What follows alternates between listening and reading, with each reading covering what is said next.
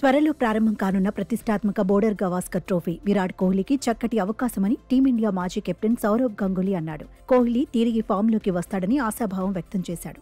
ఖచ్చితంగా విరాట్ ఒక champion batter అని, గతంలో అతడు ఆస్ట్రేలియా గడ్డపై ఎన్నో విజయాలు సాధించాడని గుర్తు చేశాడు. విరాట్ కోహ్లీపై తీవ్ర విమర్శలు వెల్లువెత్తుతున్న వేళ అతడికి గంగూలీ మద్దతుగా నిలిచాడు.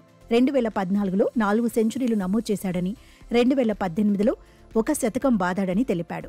ఈ సిరీస్ను విరాట్ తీవ్రంగా తీసుకుంటాడని చెప్పాడు. టెస్ట్ క్రికెట్ కోసం ఆస్ట్రేలియాలో పర్యటించటం కెరియర్లో ఇదే చివరిసారని కూడా అతడికి తెలుసని గంగూలీ వ్యాఖ్యానించాడు. కాబట్టి ఏ కోణంలో చూసినా ఈ సిరీస్ అతడికి ఎంతో ప్రతిష్టాత్మకం అవుతుందని పేర్కొన్నాడు. విరాట్ ఫామ్పై ఎలాంటి ఆందోళన లేదని స్పష్టం చేశాడు. న్యూజిలాండ్లో సిరీస్లో కోహ్లీ ఫామ్ గురించి లోతుల్లోకి వెళ్లాల్సిన పని లేదన్నాడు. బ్యాటింగ్కు ఆ పిచ్లు పెద్దగా సహకరించలేదని పేర్కొన్నాడు.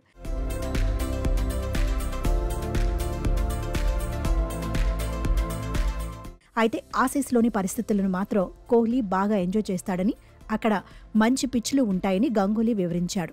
అక్కడ అతడు గొప్ప ప్రదర్శన చేస్తాడని నేను నమ్ముతున్నానని తెలిపాడు. ఇక విరాట్ కోహ్లీ ఈ ఏడాదిలో ఆడిన 12 టెస్ట్ ఇన్నింగ్స్ల్లో మొత్తం 250 పరుగులు మాత్రమే చేశాడు.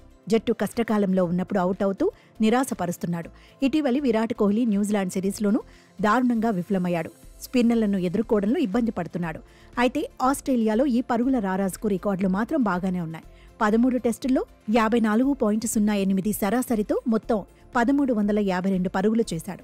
వీటిలో 6 శతకాలు కూడా విరాట్ ఖాతాలో ఉన్నాయి. మరోవైపు సర్ఫరాజ్ ఖాన్ను కూడా గంగూలీని వెనకేసుకొచ్చాడు. న్యూజిలాండ్తో తొలి టెస్టులో 150 పరుగులు చేసిన అతడు చివరి 2 మ్యాచ్ల్లో విఫలమయ్యాడు. అతడికి బోర్డర్ గవాస్కర్ ట్రోఫీలో అవకాశం ఇవ్వాలని గంగూలీ కోరాడు.